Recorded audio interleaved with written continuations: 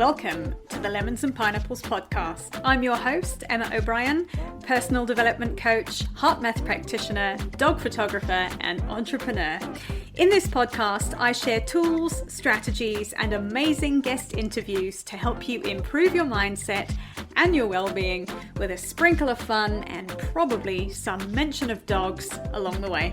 So without further ado, let's squeeze the day. Hi folks, welcome to episode 59 of the podcast, How to Lose a Customer in 5 Easy Ways. I'm recording this podcast 9 days before my wedding, so if you are hearing it, it means the wedding happened.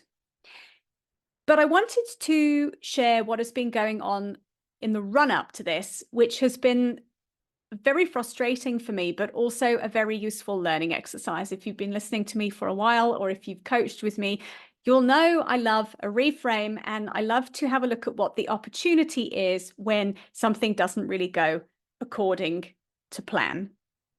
To give you a little bit of background here, before I've even experienced the on-the-day service from a couple of my big suppliers at the wedding, I've already been spectacularly disappointed. And I'm going to share with you why that is and what has happened, and how, if you are running, especially a service-based business, you can avoid these pitfalls. I have been running service-based businesses for 2 decades. I've got a photography business and I've got a coaching business. And in reality, it is really, really easy to keep customers happy. Stupidly easy. In fact, it is also really, really easy to upset them. And it's quite possible that it's really easy to upset customers without even realizing you've done it. That is what I'm going to go into in this episode today. I will preface this once again with the awareness that it is 9 days away from my wedding. This is the second run I'm having at the biggest day of my life. I'm in full bridezilla mode, and I have high expectations of the service providers I've hired. I have quite high expectations of service delivery from people I work with. I'm quite discerning about how I spend my money. I'm not getting married at McDonald's, so I'm expecting a certain level of service delivery, and as yet, I haven't seen it. So I'm going to share with you 5 ways you can lose a customer. And I'm also going to share that this experience has made me reflect on my own businesses, because I do not get this right 100% of the time. I don't think any business does, unfortunately. And it has had me reflect on where I can improve on my own businesses. And I invite you, as you're listening, to have a think about where you could make tweaks for yours too. So without further ado, here is how to lose customers really easily. Number 1, ignore them, especially when they've paid you in full. And I am not one who suggests that you should be sitting by your computer or your phone immediately responding to customers. For most people who are solopreneurs or small business owners, it's simply not feasible to be able to do that. But you know what? 24 hours, 48 hours for replying to an email is not an unrealistic expectation. One of the suppliers I have dealt with, it took multiple emails with over a week response time to still not get what I asked for. And I promise you, I was being very polite. I like to give people the benefit of the doubt. I know suppliers are busy, it's wedding season, blah, blah, blah. But ignoring people generally makes them quite irritated. I found a great quote from Nietzsche that I wanted to share with you. And he says, a sure way to provoke people and to put evil thoughts into their heads is to make them wait a long time. Now, mission accomplished with that.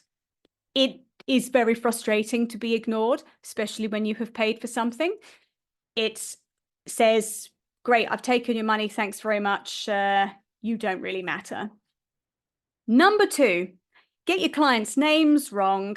There's nothing that says you're important to me, like misspelling your client's name multiple times, or, as one of the suppliers so brilliantly did, sending a document with entirely different names on it, and then when I asked politely for it to be corrected, it being sent back with the same different and incorrect names on there. Stuff like that is really easy, folks. If you're not sure of a spelling, just check it. And if you make a mistake, correct it. Really not hard. What that says to me is, sloppy, don't really care. Number 3, overpromise and underdeliver. Rather aim for the opposite, it's much better. If you have a timeline, add a couple of days and give the estimate with the extra buffer time to your client. Then you can wow them when you have things ready or done earlier. I have had timelines that have been promised and just not been delivered on at all. I've had to repeatedly follow up with people. I've had to micromanage a lot of what's going on, and really I'm paying other people to do that for me. So it has been incredibly frustrating. The easiest thing to do if you can't hit a timeline for whatever reason is to be honest with your customer and tell them. Most people don't mind if there's an explanation, or I know I said it'd be this date. There's been a little bit of a delay. It'll be this date. My apologies. It's as simple as that. Nobody actually minds. What infuriates people is being ignored and not being kept in the loop. Number 4, overcharge your customers. And then when it's queried and you are in fact wrong and it's a small amount, keep having a fight about it. And then if you'd like to put the icing on the cake, try and send them another invoice for something else that hasn't been discussed. This is what happened. And I actually went back to the supplier and said, I'm fed up of feeling like a cash cow. Because that's what I ended up feeling like. And it's very unpleasant, and it's really colored my relationship with this particular supplier. Could have been completely avoided. Number 5, drive your customer over the edge of the nuclear rage cliff. Make them so angry by ignoring them and not doing what you say you were going to do that they literally have to go nuclear to get what they want. So one of our suppliers was accidentally overpaid, and it took a month to get that money paid back. And the only reason the money got paid back was because I went mad about it.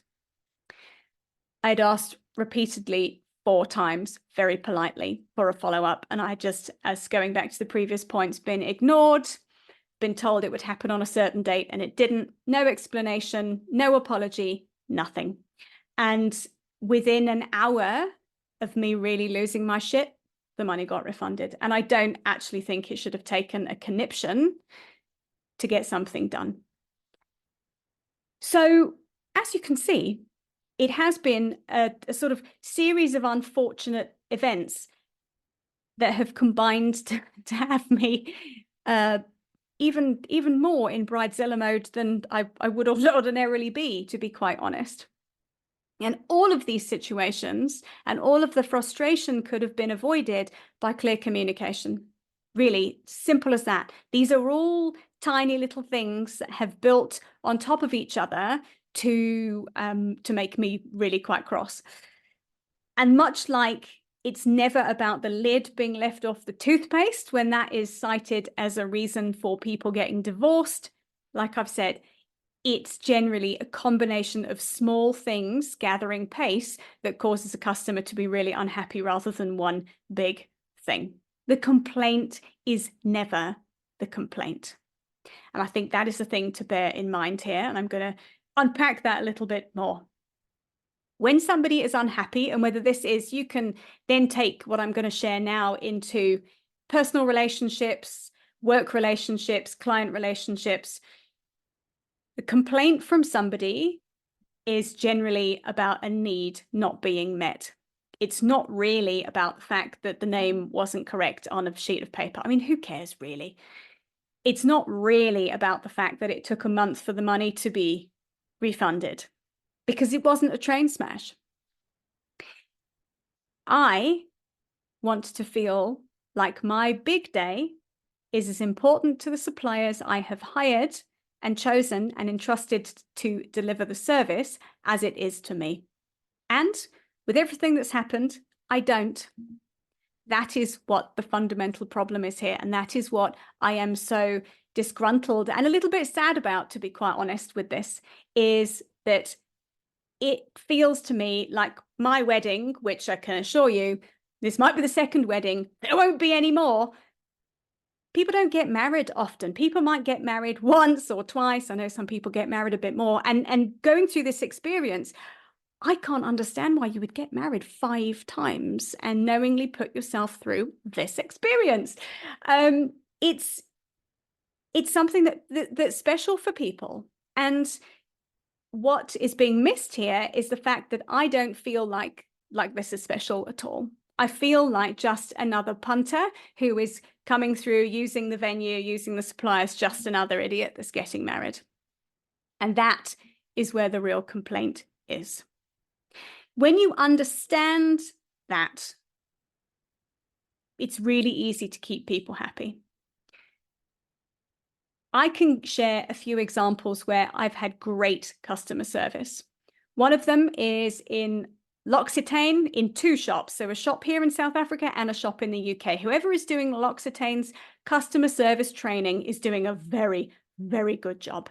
Their staff are brilliant. They are knowledgeable. They will talk to you. They spend time to wrap things. If they've got extras, you know, there's an offer at the till, you spend a certain amount, you get something else. They'll always do their best to make sure you get something else. I went in with a friend and she bought some things, and she'd literally just mentioned in conversation she was buying something as a gift. And the cashier said, "Oh, can I gift wrap that for you?" And it got beautifully wrapped in a beautiful box. There was no extra charge for it. And it was just the attention to detail and what to me felt like kindness and generosity and really going the extra mile. We both walked out of that shop and just said, "Good Lord, I'm going to talk to everybody about this." It was so brilliant. It was such a nice experience. And it was so simple. And this is a thing to remember. A great example I can give you is from my experience of working as a photographer. And I will preface this again, I'm prefacing lots of things today. I do not claim to be the greatest photographer ever at all. I'm not. There are photographers out there who are far more technically and artistically skilled than I am. Loads more. It isn't about the finished product all the time. It is about how people feel in the creation of whatever you are making for them. And I think this is so applicable to service-based businesses. I have had conversations with clients who have used other photographers for different things. You know, I'm specifically a dog photographer, so I've had chatted to clients who've bought dogs to me, but they've done shoots with other photographers for other things. And what I've heard a couple of times is the photos are lovely, but the photographer was really rude to one of us on the day. The photographer was short-tempered. The photographer was impatient with the children in the shoot.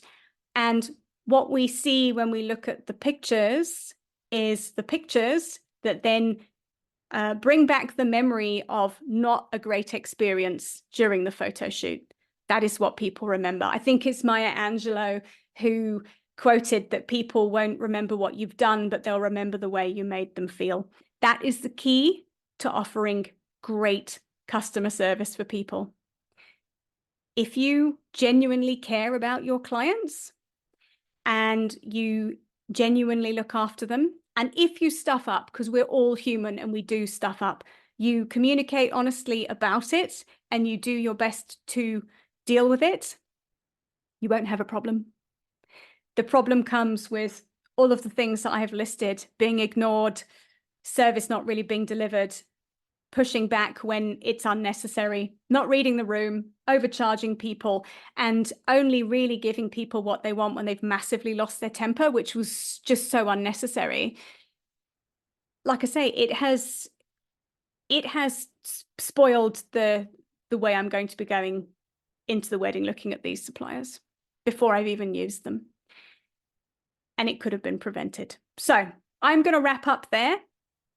I think the big learning here is offering genuine care for your clients, putting yourself in your client's shoes. Because like I've said at the beginning, I will always reflect on stuff that is not going right and have a look at what's the learning in here. There are learnings in here for me. I have done a few of these things over the course of a 20-year career of running a business. And I intend to make sure I never do them again, because they're just so easy to get right. And they're also easy to miss. So I would love to hear your great customer service experiences. And if there's any wedding stories, great ones and also not so great ones, I'd also love to hear them, because I'm in that wedding mode at the moment. So I'd be curious to hear where suppliers have got it really right for you and where suppliers have got it really wrong, and what the real problem was about what they got wrong. Pop me a message on Instagram and let me know. It's at Emma O'Brien Coach. You can pop me a voice note. You can pop me a text message. I would just out of curiosity, I would really, really love to know. And of course, I will give an update on how the wedding went. I'll probably post a couple of pictures on Instagram once they are out and edited, And thank you for listening, folks. I hope this has been a valuable episode. I will see you next time. Bye for now. Thank you for listening to today's episode. If you've enjoyed it, please share with your friends and be sure to leave me a 5-star rating and review, especially if you're listening on Apple Podcasts. To find out more about my one-on-one coaching, please visit my website, which is emmaobriencoach.com. And remember, folks, when life gives you lemons, you can always choose another fruit. See you next time.